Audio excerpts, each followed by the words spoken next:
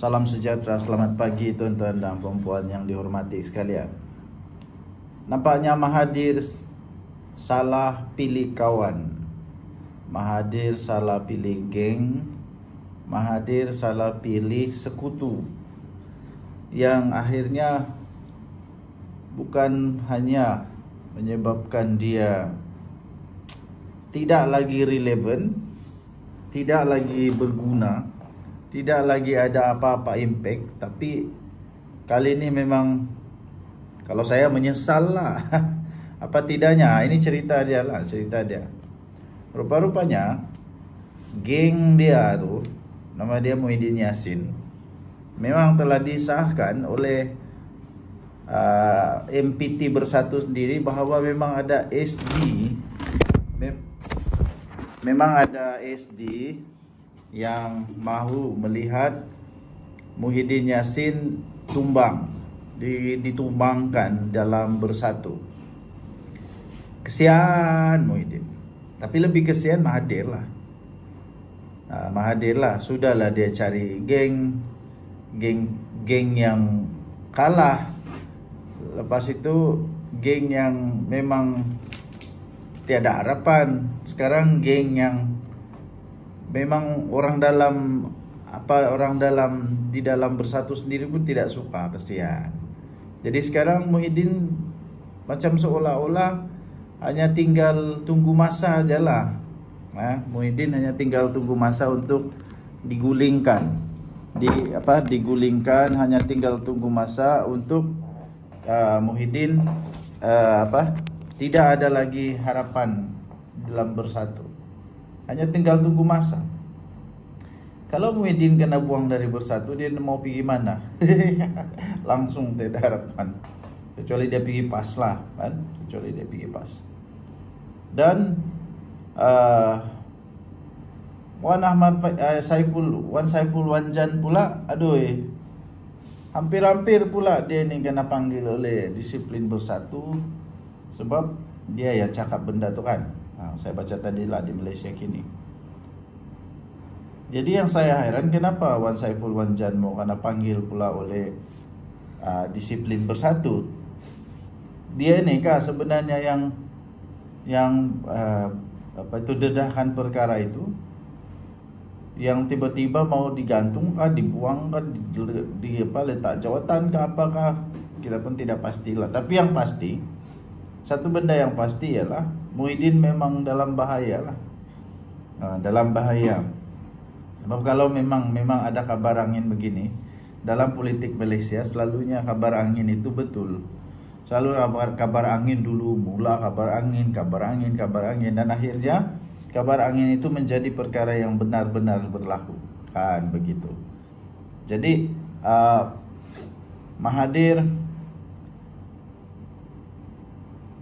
dia memilih geng yang salah lah kan. Jadi Bersatu pula sekarang rupa-rupanya ada masalah dalaman. Kalaulah tiba-tiba sekarang pilihan raya Malaysia PRU 16, tiba-tiba ada PRU sekarang, macam mana lah Bersatu nak handle benda ni? Ataupun ini hanyalah satu drama retorik semata-mata kan, drama retorik semata-mata. Mungkinkah ini satu drama untuk apa? Untuk supaya orang nampak Bersatu tidak kuat, tapi tiba-tiba menang. Wah, itu kita tidak pastilah kan. Kita tidak pasti. Bingung juga politik Malaysia. Jadi Mahathir, kalau saya lah, kemarin saya ada jumpa seorang bercakap tentang Mahathir. Orang tu kata Mahathir sepatutnya berhentilah daripada berpolitik lagi, sudah terlampau tua. Sudah terlampau tua. Walaupun dia puji juga apa yang dilakukan oleh Mahathir untuk negara Malaysia ini, memang cukup banyak lah dia punya jasa. Tapi jasa itu perkara lain, kerja itu perkara lain. Kalau memang tanggung jawab dia sebagai Perdana Menteri, itu tanggung jawab dia lah kan. Kita doakanlah semoga Bersatu oke-oke saja. Doakan juga semoga Mahathir pun oke-oke saja. Yang paling penting bagi saya, Mahathir kena bagilah peluang, bagi kepercayaan kepada orang-orang baru, orang-orang muda dekat Malaysia.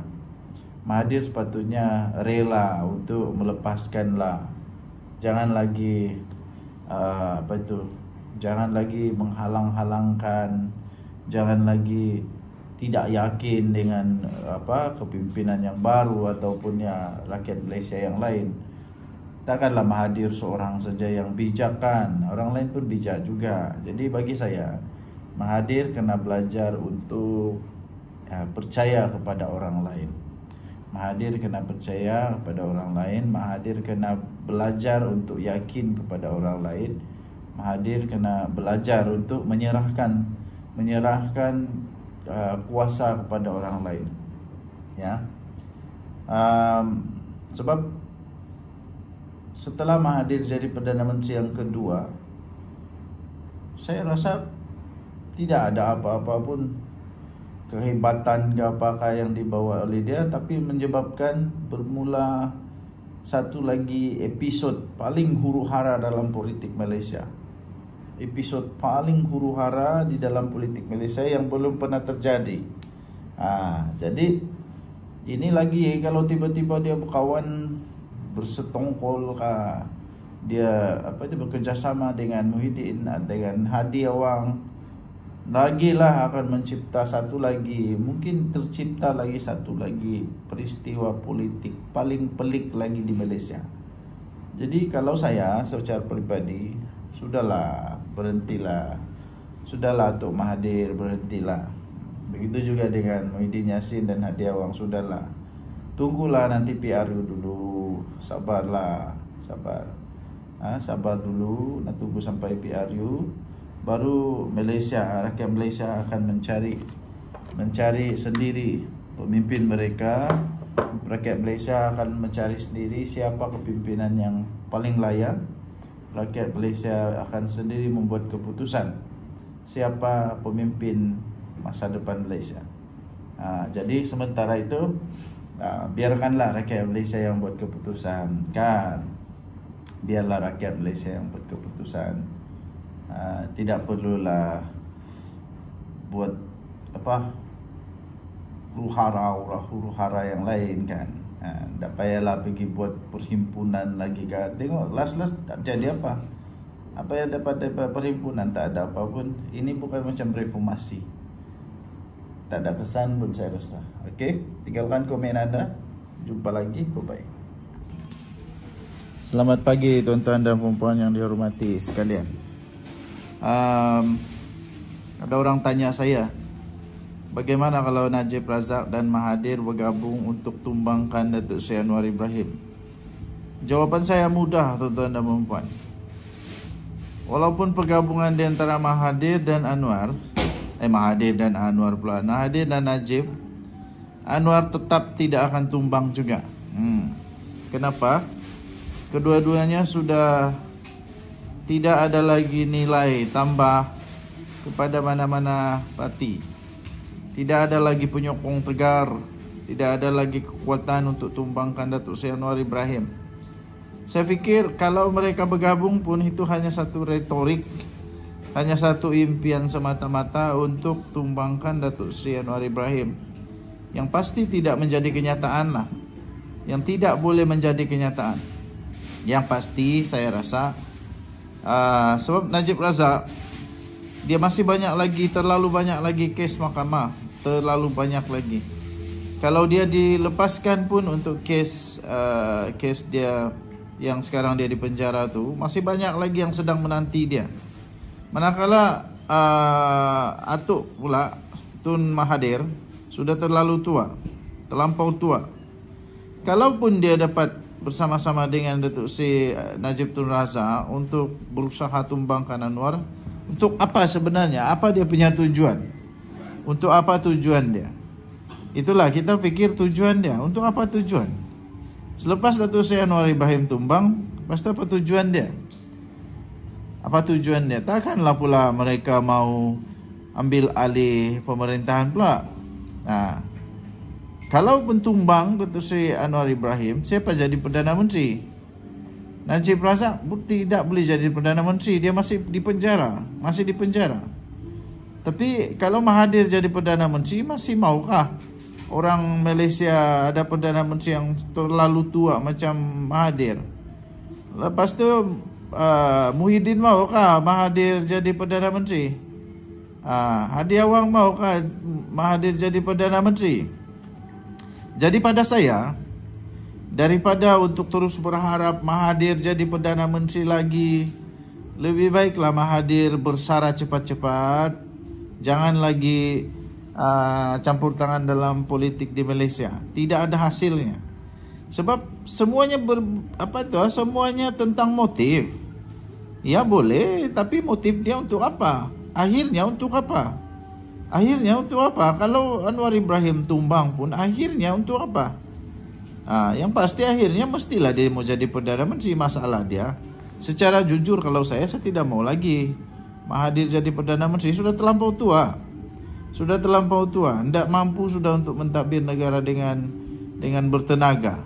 Mungkin otak dia masih geliga, tapi otak geliga pun kalau badan sudah tidak mampu, bikin apa lagi kan? Jadi apa pandangan kamu? Apa pandangan anda kalau Mahathir jadi Perdana Menteri? Bagi saya tidak setuju. Apa pandangan anda pula kalau Mahathir bergabung dengan Najib Razak? Saya pun tidak setuju. Sebab nanti jadi semakin caca merbak kita punya politik di Malaysia. Menjadi semakin lucu politik di Malaysia. Betul-betul menjadi semakin lucu. Akhirnya semua jadi lakonan semata-mata. Lakonan. Akhirnya yang menjadi mangsa rakyatlah. Rakyat akan jadi benci dengan politik di Malaysia. Rakyat akan merasa muak dengan politik di Malaysia yang semuanya tentang lakonan saja. Tidak ada satu pun yang betul. Okay, so bila sampai saja tentang mau tumbang menumbang orang, semua yang bermusuh tiba-tiba jadi kawan semula. Semua yang pernah kasih penjara, pernah dipenjara, semua tiba-tiba jadi kawan semua. Waktu kafir mengkafir, lepas itu semua tuduh menuduh, masuk neraka lah, macam-macam lah, Firaun lah, macam-macam. Tapi akhirnya bila mau menumbangkan orang, semua tiba-tiba jadi satu hati. Inilah yang saya tidak suka.